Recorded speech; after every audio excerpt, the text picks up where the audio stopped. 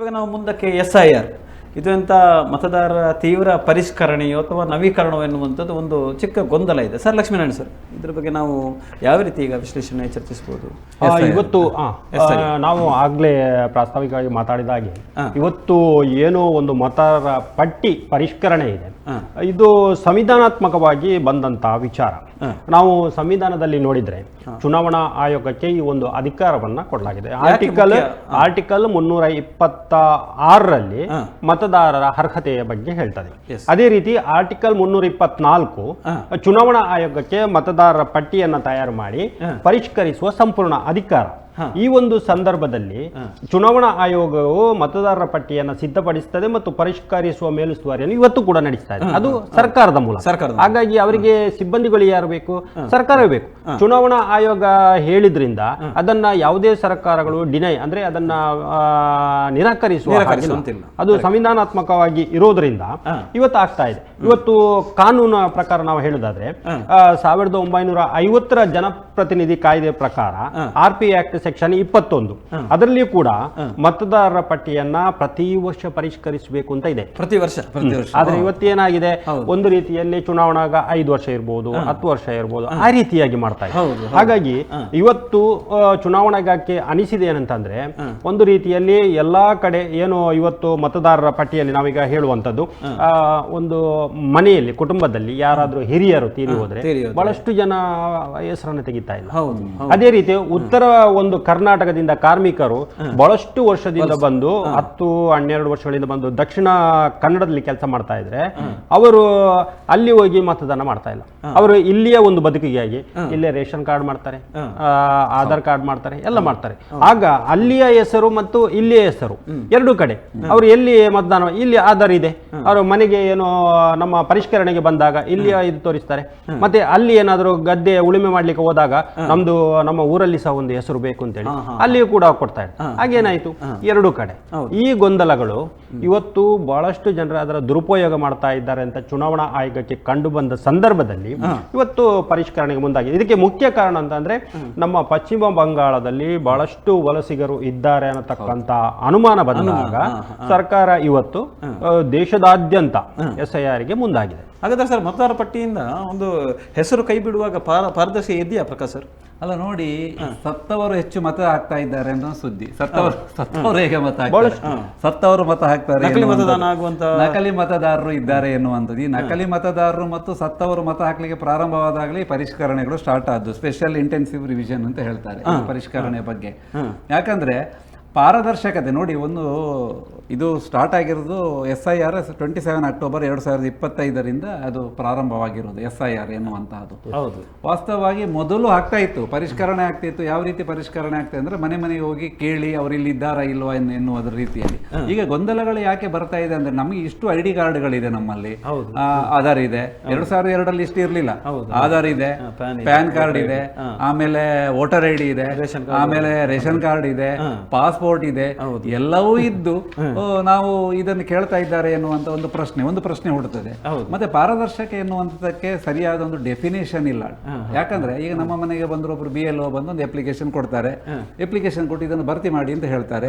ಆ ಭರ್ತಿ ಮಾಡುವಾಗ ಅದರಲ್ಲಿ ಸಂಬಂಧಿ ಹೆಸರು ಅಂತ ಇರ್ತದೆ. ನನಗೊಂದು ಅಷ್ಟು ಮಂದಿ ಸಂಬಂಧಿಗರಪ್ಪ, ನಾನು ಯಾವ ಹೆಸರು ಹಾಕ್ಬೇಕು? ಅಣ್ಣಂದ ಹಾಕ್ಬೇಕಾ, ತಮ್ಮಂದ ಹಾಕ್ಬೇಕಾ, ಭಾವಂದ ಹಾಕ್ಬೇಕಾ, ಅಕ್ಕದ ಹಾಕ್ಬೇಕಾ? ಅದರಲ್ಲಿ ಒಂದು ಗಂಡ ಆದ್ರೆ ಹೆಂಡತಿ ಹೆಸರು, ಹೆಂಡತಿ ಗಂಡನೇ ಸರ್, ತಂದೆ. ಮತ್ತೆ ಯಾವ ಕಾಲಮ್ಗಳಲ್ಲಿ ಯಾವ್ದು ಹಾಕಬೇಕು ಎನ್ನುವುದನ್ನು ಅವ್ರು ನಮಗೆ ಮನೆಗೆ ಬಂದು ಹೇಳೋದಿಲ್ಲ. ಈಗ ನಮ್ಮ ಯೂಟ್ಯೂಬ್ಗಳಲ್ಲಿ ಬರ್ತಾ ಇದೆ, ಅದು ಎಷ್ಟು ಸತ್ಯ ಎಷ್ಟು ಸುಳ್ಳು ಅಂತ ನಮಗೂ ಗೊತ್ತಾಗುತ್ತೆ. ಇದಕ್ಕೆ ಪೂರಕವಾಗಿ ಪ್ರಕಾಶ್ ಸರ್ ಹೇಳಿದ ಪೂರಕವಾಗಿ ಇವತ್ತು ನಮಗೊಂದು ಅಪ್ಲಿಕೇಶನ್ ಕೊಡ್ತಾ ಇದೆ. ನೀವು 2002ರ ನಂತರದ ಈ ಚುನಾವಣಾ ಆಯೋಗ ಒಂದು ಸಿದ್ಧಪಡಿಸಿರುವಂತಹ ಮತದಾರ ಒಂದು ಪಟ್ಟಿ ಇದ್ರೆ ಅದರಲ್ಲಿ ನಿಮ್ಮ ಭಾವಚಿತ್ರ ಸಹಿತ ಬಂದಿರ್ತದೆ. ಅದನ್ನ ಇವತ್ತು BLOಗಳು 4 ದಿವಸದ ಮುಂಚೆ ಮನೆಗೆ ತಂದು ಕೊಡುವ ಒಂದು ವ್ಯವಸ್ಥೆಯನ್ನ ಮಾಡಿದ್ದಾರೆ ಇವತ್ತು. ಯಾಕೆಂತಂದ್ರೆ ಮನೆಯಲ್ಲಿ ಅವರು ಇದ್ದಾರಾ ಇಲ್ವಾ ಅನ್ನತಕ್ಕಂಥದ್ದು ಅವರಿಗೆ ಒಂದು ಸ್ಪಷ್ಟನೆ ಆಗ್ಬೇಕು. ಹಾಗಾಗಿ ಫೋಟೋ ಸಮೇತ ಕೊಡ್ತಾ ಇದ್ದಾರೆ. ಅದನ್ನ ನೀವು ಫಿಲಪ್ ಮಾಡಿ ಇನ್ನೊಂದು 3-4 ದಿವಸಗಳ ನಂತರ ಅದನ್ನ ತೆಗೆದುಕೊಳ್ಳುವಂತಹ ಪ್ರಕ್ರಿಯೆ ಇದೆ. ಆ ಒಂದು ಸಂದರ್ಭದಲ್ಲಿ ತಾವು ಏನು ಕಾಲಮ್ಗಳಲ್ಲಿ ಕೊಟ್ಟಿದ್ದಾರೆ ಅದನ್ನ ನೀವು ಪೂರ್ಣ ಮಾಡಲೇಬೇಕು. ಮುಖ್ಯವಾಗಿ ಈ ಒಂದು SIR ನ ಉದ್ದೇಶ ನಾನು ನಿಮಗೆ ಸ್ಪಷ್ಟಪಡಿಸ್ತೇನೆ. ಒಂದೇದಾಗಿ 18 ವರ್ಷ ತುಂಬಿದವರಿಗೆ ಇದು ಬಹಳಷ್ಟು ಉಪಕಾರ ಆಗ್ತಾ ಇದೆ, ಇದರ ಒಟ್ಟಿಗೆ ಆಗ್ತಾ ಇದೆ. ಮತದಾರ ಏನು ಈ ಹಿಂದೆ 5 ವರ್ಷ ನಂತರ ಏನು ಚುನಾವಣೆ ಬಂದಾಗ ಈ ಒಂದು ಮತದಾರ ಪಟ್ಟಿಯನ್ನು ಪರಿಷ್ಕರಿಸ್ತಾ ಇದ್ದಾರೆ. ಅದು ಕೇವಲ ಒಂದು ನಿಮ್ದು ಹೆಸರು ಸೇರ್ಪಡೆ ಮಾತ್ರ ಇತ್ತು, ಡಿಲಿಷನ್ ಎಲ್ಲ ಬಾರಿ ಕಡಿಮೆ ಇತ್ತು. ಆದ್ರೆ ಇವತ್ತು ಏನು ಮಾಡಿದ್ದಾರೆ ಅಂದ್ರೆ SIR ಅಲ್ಲಿ ಪೂರ್ಣ ಪ್ರಮಾಣದಲ್ಲಿ ಆಗ್ತಾ ಇದೆ. ಒಂದೇದಾಗಿ 18 ವರ್ಷ ತುಂಬಿದವರ ಹೆಸರು ಸೇರ್ಪಡೆ, ಆಮೇಲೆ ಯಾರು ಮೃತಪಟ್ಟಿದ್ದಾರೆ ಅವರನ್ನ ಒಂದು ಆ ಪಟ್ಟಿಯಿಂದ ತೆಗೆದುಹಾಕುವಂಥದ್ದು. ಆಮೇಲೆ ನಾನು ಈಗಾಗಲೇ ನಿಮ್ಗೆ ಹೇಳಿದೆ, ಉತ್ತರ ಭಾರತ ಇರ್ಬೋದು, ದಕ್ಷಿಣ ಭಾರತ, ಕರ್ನಾಟಕದಿಂದ ಎಲ್ಲಾ ಕಡೆ ಹೋಗಿ ಏನು ಕಾರ್ಮಿಕರ ಕೆಲಸ ಮಾಡ್ತಾ ಇರುವವರ ಎರಡೆರಡು ಕಡೆ ಹೆಸರಿದೆ, ಅದನ್ನ ತೆಗೆಯುವಂಥದ್ದು. ಮತ್ತೊಂದು ವಿಳಾಸ, ಅದು ಪೂರಕವಾಗಿ ಅದಕ್ಕೆ ಬರ್ತದೆ. ಯಾರು ಊರು ಬಿಟ್ಟು ಹೋಗಿ ತಮ್ಮ ಒಂದು ದೈನಂದಿನ ಬದುಕಿಗಾಗಿ ಹೋಗಿರ್ತಾರೆ, ಅವ್ರದ್ದು ಪರ್ಮನೆಂಟ್ ಆಗಿ ಅವ್ರೀಗ ಮುಂಬೈಯಲ್ಲಿದ್ರೆ, ಈಗ ಕರ್ನಾಟಕದಲ್ಲಿ ಯಾರಾದ್ರೂ ಮುಂಬೈಯಲ್ಲಿ ಒಂದು 20-25 ವರ್ಷ ಅಲ್ಲೇ ಕೆಲಸ ಮಾಡಿಕೊಂಡು ಇದ್ರೆ ಅವರು ಇಲ್ಲ ಅನ್ನತಕ್ಕಂಥದ್ದು ಇಲ್ಲಿ ವಿವಾದ ಆಗಿರೋದಿಲ್ಲ. ಅವರು ಬಹಳಷ್ಟು ಸಮಯದಿಂದ ಅಲ್ಲಿ ಬಾಡಿಗೆ ಮನೆ ಮಾಡಿ ವಾಸ ಮಾಡಿಕೊಂಡಿರ್ತಾರೆ. ಅಲ್ಲಿ ಅವರು ಏನು ಅಲ್ಲಿ ಒಟ್ಟರೆ ಕೆಲವರು ಏನು ನಿಷ್ಠಾವಂತ, ನಾನು ಹೇಳುದು ನಿಷ್ಠಾವಂತರಿದ್ದಾರೆ, ಅಲ್ಲಿ ಮಾಡಿಕೊಂಡಿರೋದಿಲ್ಲ, ಖಾಲಿ ಜೀವನಕ್ಕೆ ಮಾತ್ರ ಹೋಗಿರ್ತಾರೆ. ಆದ್ರೆ ಇಲ್ಲಿ ಬಿಯೋಲಗಳು ಬಂದ ಅವರು ಎಷ್ಟು ವರ್ಷ ಇದ್ದಾರೆ ಅಂತ ಕೇಳಿದಾಗ 25 ವರ್ಷದಿಂದ ಅವರು ಬೇರೆ ಕಡೆ ಇದ್ದಾರೆ ಅಂತ ಅಂದಾಗ ಅವ್ರಿಗೆ ಸಹಜವಾಗಿ ಸಂದೇಹ ಬರ್ತದೆ. ಆಗ ಏನ್ ಮಾಡ್ಬೇಕಾಗ್ತದೆ, ಮ್ಯಾಪಿಂಗ್ ಮಾಡ್ಬೇಕಾಗ್ತದೆ. ಈಗ ಎಲ್ಲಾ ಕಡೆ ಆಗಿರುವಂತದ್ದು ಅದೇ. ಈಗ ಮುಖ್ಯವಾಗಿ ಮ್ಯಾಪಿಂಗ್ ಅವಶ್ಯಕವಾಗಿರುವಂತದ್ದು ಮಹಿಳೆಯರಿಗೆ. ಏನು ಒಂದು ಕುಟುಂಬದಿಂದ ಮದುವೆಯಾಗಿ ಅವರು ಇನ್ನೊಂದು ಕಡೆಗೆ ಹೋಗ್ತಾರೆ, ಅವರು ಹೆಚ್ಚಿನ ಸಂದರ್ಭಗಳಲ್ಲಿ ಆವತ್ತು ಏನು ಚುನಾವಣಾ ಆಯೋಗ ಹೇಳಿರ್ತದೆ, ನೀವು ಅಲ್ಲಿಂದ ತಹಶೀಲ್ದಾರ್ಗೆ ಹೋಗಿ ಅಲ್ಲಿ ಹೆಸರನ್ನ ಡಿಲೀಟ್ ಮಾಡಿ ಬನ್ನಿ. ಬಹಳಷ್ಟು ಜನ ಮಾಡಿರೋದಿಲ್ಲ. ಆದ್ರೆ ಇವತ್ತು ಈ ಒಂದು ಮ್ಯಾಪಿಂಗ್ ಮಾಡುವಾಗ ಬಹಳಷ್ಟು ಜನರಿಗೆ ಸಮಸ್ಯೆ ಆಗ್ತಾ ಇದೆ. ಹೆಸರು ಬದಲಾವಣೆ ಮಾಡಿಸುವಂತದ್ದು ಒಂದು ಮುಖ್ಯವಾಗಿ ಹೆಸರು ಡಿಲಿಷನ್ ಮಾಡದೇ ಇರುವುದರಿಂದ ಅಲ್ಲಿಯೂ ಪಟ್ಟಿ ಇದೆ, ಇಲ್ಲಿಯೂ ಪಟ್ಟಿ. ಹಾಗಾಗಿ ಅಲ್ಲಿ ಮೊದಲು ತೆಗೆದು ಬನ್ನಿ ಅಂತ ಹೇಳ್ತಾ ಇದ್ದಾರೆ. ಇನ್ನು ಅನೇಕ ಜನರಿಗೆ ಆ ಒಂದು ಮ್ಯಾಪಿಂಗ್ ಮಾಡುವ ಸಂದರ್ಭದಲ್ಲಿ ಅವರ ಒಂದು ಏನು ವಿಧಾನಸಭಾ ಕ್ಷೇತ್ರ ಇದೆ, ಅಲ್ಲಿಯ ಒಂದು ಸಂಖ್ಯೆ ಇದೆ, ಭಾಗ ಸಂಖ್ಯೆ ಇದೆ, ಕ್ರಮ ಸಂಖ್ಯೆ ಇದೆ, ಯಾವುದೂ ಗೊತ್ತಿಲ್ಲ. ಅಲ್ಲಿ ಹೋಗಿ ಪಟ್ಟಿಯಲ್ಲಿ ಹುಡುಕಿದಾಗ ಅವ್ರದ್ದು ಪಟ್ಟಿಯಲ್ಲೇ ಹೆಸರಿಲ್ಲ. ಹಾಗಾಗಿ ಇವತ್ತು ಅವರು ಗೊಂದಲದಲ್ಲಿ ಇದ್ದಾರೆ. ಈ ಗೊಂದಲವನ್ನ ಪರಿಹರಿಸಲಿಕ್ಕೆ ಇವತ್ತು ಸರ್ಕಾರ ಒಂದು ಏನು ಬಹಳಷ್ಟು ಕ್ರಮಗಳನ್ನ ಕೈಗೊಳ್ತಾ ಇದೆ. ಸರಿಯಾದ ದಾಖಲೆ ಕೊಟ್ರೆ ಅವರದ ಹೆಸರು ಇವತ್ತು ಮತದಾರ ಪಟ್ಟಿಯಲ್ಲಿ ಬರ್ತದೆ. ಒಂದು ವೇಳೆ ದಾಖಲೆ ಕೊಡದೇ ಇದ್ರೆ ಅದಕ್ಕೆ ಪೂರಕವಾಗಿ ಬೇರೆ ದಾಖಲೆಗಳನ್ನು ಕೂಡ ಕೇಳಿದ್ದಾರೆ, ಅದನ್ನು ಕೂಡ ಕೊಟ್ರೆ ಯಾರ್ದು ಹೆಸರು ಇಲ್ಲಿ ತಪ್ಪದ ಹಾಗೆ ಒಂದು ರೀತಿಯಲ್ಲಿ ಸರ್ಕಾರ ಬಹಳಷ್ಟು ಕ್ರಮಗಳನ್ನ ಕೈಗೊಳ್ತಾ ಇದೆ. ಅದಕ್ಕೆ ಚುನಾವಣಾ ಆಯೋಗ ಏನು ಸರ್ಕಾರದ ಮೂಲಕ ಮಾಡಿಸ್ತಾ ಇದೆ. ಹಾಗಾದ್ರೆ ಸಹ ಈ ಡಿಜಿಟಲ್ ಯುಗದಲ್ಲಿ ಮತದಾರ ನವೀಕರಣ ಎನ್ನುವಂಥದ್ದು ಕಷ್ಟ ಅಂತ ಅನ್ನುವಂಥದ್ದು ಅಥವಾ ಸುಲಭವ? ನೋಡಿ ಶಿವಪ್ರಸಾದ್, ಇವತ್ತು ಇದಕ್ಕೋಸ್ಕರ SIR ನಾಗೆಗೋಸ್ಕರ ಇವತ್ತೊಂದು ಆ್ಯಪ್ ಅನ್ನೇ ಬಿಡುಗಡೆ ಮಾಡಿದೆ ಚುನಾವಣಾ ಆಯೋಗ. ನೀವು ಮಾಡ್ಬೋದು. ಅಲ್ಲಿ ನೀವು ಬೇಕಾದಂತಹ ದಾಖಲೆಗಳನ್ನ ಸರಿಯಾಗಿ ಕೊಟ್ರೆ, ಅದು ಮ್ಯಾಪಿಂಗ್ ಅನ್ನ ನೀವು ಸರಿಯಾಗಿ ಮಾಡಿದ್ದಿದ್ರೆ ನಿಮ್ಮದು ಚುನಾವಣಾ ನಾನು ಈಗಾಗಲೇ ಹೇಳಿದಾಗೆ 2002 ಪಟ್ಟಿಯಲ್ಲಿ ಏನು ಚುನಾವಣಾ ಆಯೋಗ ಹೆಸರನ್ನು ಪ್ರಕಟಿಸ್ತಿದ್ರೆ ಅದು ನಿಮ್ಗೆ ಆಟೋಮೆಟಿಕ್ ಆಗಿ ತಗೊಳ್ತಾರೆ. ಒಂದು ವೇಳೆ ಅಲ್ಲಿ ಇಲ್ಲದೇ ಇದ್ರೆ ಒಂದು ಕೋಲಮ್ ನೀವು ಬಿಟ್ಟು ಹೋಯ್ತು ಅಂತಂದ್ರೆ ಅದು ಮತದಾರ ಒಂದು ಏನು ಅಪ್ಲಿಕೇಶನ್ ನಿಮಗೆ ಡಿಜಿಟಲ್ ತಗೊಳ್ಳಿಕ್ಕೆ ಸಾಧ್ಯ ಆಗ್ತಾ ಇಲ್ಲ. ಅಂತವರು ಏನ್ ಮಾಡ್ಬೇಕಾಗ್ತಾರೆ, ಮ್ಯಾನುವಲ್ ಆಗಿ ವೈಯಕ್ತಿಕವಾಗಿ ಸ್ಥಳೀಯ ಅಂಗನವಾಡಿಗೆ ಯಾರು BLOಗಳಿದ್ದಾರೆ ಅವರ ಹತ್ರ ಹೋಗಿ ಮಾಡಬೇಕಾದಂತ ವಿಚಾರ ಇದೆ. ಇವತ್ತು ಹೊಸ ಜನರೇಷನ್ ಏನಿದೆ, ಈಚೆಗೆ ಒಂದು ಮಾಡಿರುವಂತಹ ಜನರೇಷನ್ ಏನಿದೆ, ಅವರಿಗೆ ಆದ್ರೆ ನನ್ನ ಲೆಕ್ಕದಲ್ಲಿ ಈ ಆಪ್ ಅಲ್ಲಿ ಮಾಡ್ಲಿಕ್ಕೆ ಬಹಳಷ್ಟು ಸರಳ ಅಂತ ಅನಿಸ್ತದೆ. ಅಂದ್ರೆ ಹೆಸರೊಂದು ಅರ್ಹ ಮತದಾರರ ಹೆಸರು ತಪ್ಪಿ ಹೋಗುವ ಸಾಧ್ಯತೆ ಇದೆ ಪ್ರೊಫೆಸರ್? ಅಲ್ಲ, ಹೇಳಲಿಕ್ಕೆ ಆಗೋದಿಲ್ಲ, ತಪ್ಪಿ ಹೋಗ್ತೇನೆ, ತಪ್ಪಿ ಹೋಗಬಾರ್ದು. ನೋಡಿ, 2002 ಇಸವಿದ್ದು ಕೇಳುವಾಗ ಈಗ ಇನಿಷಿಯಲ್ಗಳು ಬದಲಾಗಿರ್ತದೆ. ಆ ಸಂದರ್ಭದಲ್ಲಿ 2002 ಗ್ರಾಮಾಂತರ ಪ್ರದೇಶದಲ್ಲಿ ಇದ್ದವರು ಅಲ್ಲಿ ಒಂದು ಗ್ರಾಮ ಪಂಚಾಯತಿಯವರು ಬಂದು ಶಿವಪ್ರಸಾದ್ ಅಂತ ಬರ್ಕೊಂಡಿರ್ತಾರೆ. ಆಧಾರ್ ಕಾರ್ಡ್ ಮಾಡುವಾಗ ಶಿವಪ್ರಸಾದ್ ಭಟ್ ಅಂತ ಆಗಿರ್ತೀರಿ. ನೀವು ಅಲ್ಲಿ ಶಿವಪ್ರಸಾದ್ ಅಂತಿದ್ರಿ, ಇಲ್ಲಿ ಭಟ್ ಅಂತ ಇದ್ದೀರಿ, ಆದ ಕಾರಣ ನೀವು ಅನರ್ಹ ಅಂತ ಹೇಳಿದ್ರೆ ಅದು ದೊಡ್ಡ ತಪ್ಪು. ಅಂತದ್ದು ಆಗಬಾರ್ದು. ಅದನ್ನ ಅವರು ಇಲಾಖೆಯವರು ನೋಡ್ಬೇಕು. ಇನಿಷಿಯಲ್ ಇರ್ತದೆ. ಈಗ ನನ್ನ ಇನಿಷಿಯಲ್ ಇರಬಹುದು, ಈಗ P ಇರುವಂತದ್ದು. ಅಲ್ಲಿ 2002ರಲ್ಲಿ ನನಗೆ ಇನಿಷಿಯಲ್ ಹಾಕದೆ ಅಲ್ಲಿ ಗ್ರಾಮ ಪಂಚಾಯತ್ ನನ್ನ ಹೆಸರನ್ನು ಹಾಕಿದ್ರೆ, ಆಮೇಲೆ ನೀವು ಅಲ್ಲಿ P ಅಂತ ಈಗ ಬಂತು, ಮೊದಲು ಇರಲಿಲ್ಲ ಅಂತ ಅನರ್ಹ ಮಾಡಿದ್ರೆ ಮತ್ತೊಂದು ದೊಡ್ಡ ದೌರ್ಭಾಗ್ಯ ಏನಂದ್ರೆ, ಈಗ ಓಟು ಮಾಡುವವರು ಸಿಟಿ ಪ್ರದೇಶದಲ್ಲಿ ಸ್ವಲ್ಪ ಕಡಿಮೆನೆ. ನಮ್ಮ ದಕ್ಷಿಣ ಕನ್ನಡದಲ್ಲಿ ಒಳ್ಳೆ ಮಾಡ್ತಾರೆ. ಬ್ಯಾಂಗ್ಳೂರಲ್ಲಿ ನೋಡಿ 45-50% ಓಟ್ ಆಗೋದು. ಈಗ ದಾಖಲೆಗಳನ್ನು ಕೊಡಿ ಅಂತ ಹೇಳಿದ್ರೆ ನಾವು ಕೊಡದಿದ್ರೆ ಏನು ನಡೀತದೆ, ನಾವೇನು ಓಟ್ ಹಾಕೋದಿಲ್ಲ ಅಂತ ಹೇಳಿದ್ರೆ ಬಹುಶಃ ಓಟಿನ ಪರ್ಸೆಂಟೇಜ್ ಇಳಿಯುವಂಥ ಸಾಧ್ಯತೆಗಳಿದೆ. ಈ ನಿಟ್ಟಿನಲ್ಲಿ ಬಹಳ ಒಂದು ಟ್ರಾನ್ಸ್ಪರೆಂಟ್ ಆಗಿ ಕೆಲಸಗಳನ್ನು ಮಾಡುವಂಥ ಅಗತ್ಯತೆಗಳಿದೆ. ಮತ್ತೆ ಗೊಂದಲ ಆದರೆ ಯಾರನ್ನು ಮೀಟ್ ಆಗಬೇಕು. ಈಗ ನನಗೆ ಓಟ್ ಆಗಲಿಕ್ಕೆ ಮನಸ್ಸಿದೆ, ಈಗ ನನ್ನ ಇನಿಷಿಯಲ್ ಏನೋ ಆಚೆ ಆಯ್ತು, 2002ರಲ್ಲಿ ನನ್ನ ಇನಿಷಿಯಲ್ ಆಗಿತ್ತು, ಈಗ ಎಲ್ಲ ಕಾರ್ಡ್ಗಳಲ್ಲಿ ನನ್ನ ಇನಿಷಿಯಲ್ ಸರಿ ಇದೆ, ನನ್ನ ಹೆಸರು ತಪ್ಪಿದೆ ಅಂತ ಕೂಡಲೇ ಸಂಬಂಧಪಟ್ಟ ಅಧಿಕಾರಿಗಳು ಅದನ್ನು ತಕ್ಷಣವಾಗಿ ಸರಿ ಮಾಡುವಂಥ ವ್ಯವಸ್ಥೆಗಳನ್ನು. ಲಕ್ಷ್ಮೀನಾರಾಯಣ ಸರ್, ಈಗ ಇತರೆ ರಾಜ್ಯದ SIR ಇರ್ಬೋದು ಅಥವಾ ನಮ್ಮ ರಾಜ್ಯದ SIR ಏನಾದರೂ ವ್ಯತ್ಯಾಸ ಕಾಣ್ತದೆ ಸರ್? ಖಂಡಿತ ಇಲ್ಲ. ಕೇಂದ್ರದಿಂದ ಖಂಡಿತ ಇಲ್ಲ. ಈಗ ಚುನಾವಣಾ ಆಯೋಗ ಏನು ರಾಷ್ಟ್ರದಾದ್ಯಂತ SIRಗೆ ಒಂದೇ ರೀತಿಯ ನೀತಿ ನಿಯಮಗಳನ್ನು ಅಳವಡಿಸಿಕೊಂಡಿದೆ.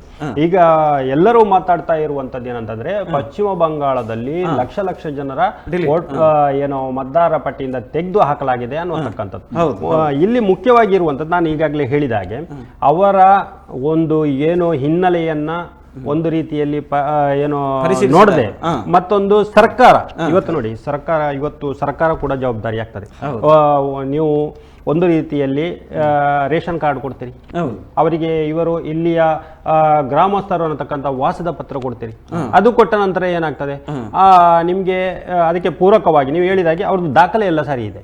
ಆ ದಾಖಲೆ ಸರಿ ಇದ್ದ ಕೂಡಲೇ ಅವರನ್ನು ಚುನಾವಣಾ ಆಯೋಗದ ಪಟ್ಟಿಯಲ್ಲಿ ಸೇರಿಸಲಾಗ್ತದೆ. ಯಾರು ಅನ್ನತಕ್ಕಂಥ ಒಂದು ಸ್ಪಷ್ಟವಾದಂತಹ ಒಂದು ವ್ಯವಸ್ಥೆಯನ್ನ ಮಾಡಲಿಕ್ಕೆ ಈ ಬಾರಿ ಏನು ಪಶ್ಚಿಮ ಬಂಗಾಳದಲ್ಲಿ ನಡೆದಂತಹ ಗೊಂದಲದ ಬಳಿಕ ಏನು ರಾಷ್ಟ್ರದಾದ್ಯಂತ ಇವತ್ತು SIR ಅನ್ನ ಜಾರಿಗೆ ತರ್ತಾ ಇರೋದೇ ಅದಕ್ಕೆ.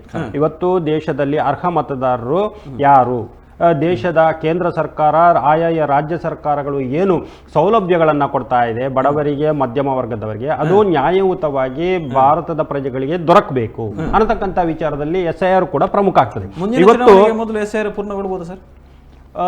ಇದೀಗ ಸರ್ಕಾರ ಮುಂದಿನ ಒಂದು ಕೇಂದ್ರ ಸರ್ಕಾರದ ಚುನಾವಣೆ ಏನು ಆಗ್ತಾ ಇದೆ ಅದಕ್ಕೆ ಪೂರಕವಾಗಿ ಆಗುದಿದ್ರೂ ಕೂಡ ಇವತ್ತು ಇದರದ್ದು SIR ಇದ್ದು ನಿಮಗೆ ಒಂದು ಏನು ಕ್ರಮ ಅಥವಾ ನಿಮ್ಮದೊಂದು ಅದರ ಒಂದು ಇದಿದೆಯಲ್ಲ ಪರಿಷ್ಕರಣೆ ಬಹಳಷ್ಟು ಸಮಯ ತಗೊಳ್ತದೆ. ಇವತ್ತು 1 ತಿಂಗಳು ಅಂತ ಹೇಳಿದ್ರು ಕೂಡ ಅದರ ಪ್ರೋಸೆಸ್ ನಿಮ್ಮದ ಗ್ರಾಮ ಮಟ್ಟದಿಂದ ರಾಷ್ಟ್ರ ಮಟ್ಟದವರೆಗೆ ಇವತ್ತು ನಮ್ಮ ಕರ್ನಾಟಕ ಮಾತ್ರ ಅಲ್ಲ, ಎಲ್ಲಾ ಕಡೆ ಇರೋದ್ರಿಂದ ಕರ್ನಾಟಕದ ಒಂದು ಬಂದಾಗ ನಾವು ಕರ್ನಾಟಕದ ಚುನಾವಣಾ ಆಯೋಗ ಏನು ಸ್ಥಳೀಯ ಚುನಾವಣಾ ಆಯೋಗ ಅದನ್ನ ಸಿದ್ಧಪಡಿಸಿ ಕೇಂದ್ರಕ್ಕೆ ಕೊಡಬೇಕಾಗ್ತದೆ. ಹಾಗಾಗಿ ಇಲ್ಲಿ ನಿಮ್ಗೆ SIR ಅಲ್ಲಿ ಹೆಸರು ತೆಗಿಲಿಕ್ಕೆ ಅವಕಾಶ ಇದೆ, ತೆಗೆದ್ರೆ ಆಕ್ಷೇಪಣೆ ಸಲ್ಲಿಸಲಿಕ್ಕೆ ಪುನಃ ಅವಕಾಶ ಇದೆ. ಹಾಗಾಗಿ ನಿಮಗೆ ಬಹಳಷ್ಟು ಒಂದು ಸಮಯವನ್ನ ಇದು ಚುನಾವಣಾ ಆಯೋಗ ಕೊಡ್ತದೆ. ಹಾಗಾಗಿ ಯಾರು ಗೊಂದಲಕ್ಕೆ ಒಳಗಾಗಬೇಕಾಗಿಲ್ಲ.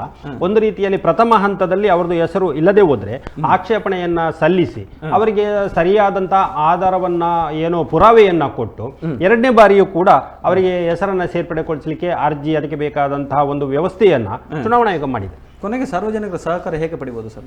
ನೋಡಿ, BLOಗಳು ಮನೆಗೆ ಬರ್ತಾರೆ, ಅವರಿಗೆ ನಾವು ಸಹಕಾರ ಕೊಡಬೇಕು, ನಮ್ಮ ಆದ್ಯ ಕರ್ತವ್ಯ. ಪಾಪ ಅವರು ಬಿಸಿಲಿಗೆ ಮಳೆಗೆ ಎಲ್ಲ ಬರ್ತಾರೆ. ಅದ್ರ ಜೊತೆಗೆ ಸರ್ಕಾರದ ನನ್ನದೊಂದು ಮನವಿ ಏನಂದ್ರೆ BLO ಅವರಿಗೆ ಆ ಒಂದು ವ್ಯವಸ್ಥೆಗಳನ್ನ ಅವರಿಗೆ ಕೊಡುವಂತ ಏನು ಸಂಭಾವನೆಗಳಿರ್ಬೋದು, ವ್ಯವಸ್ಥೆಗಳಿರ್ಬೋದು, ಅದು ಎಲ್ಲವನ್ನು ಅವರು ಸರಿಯಾಗಿ BLOಗಳಿಗೆ ಅವ್ರು ನೀಡಬೇಕು ಸರ್ಕಾರ. ಜೊತೆಗೆ ಜನರು ಸಹಕಾರ ಕೊಡ್ಲೇಬೇಕು.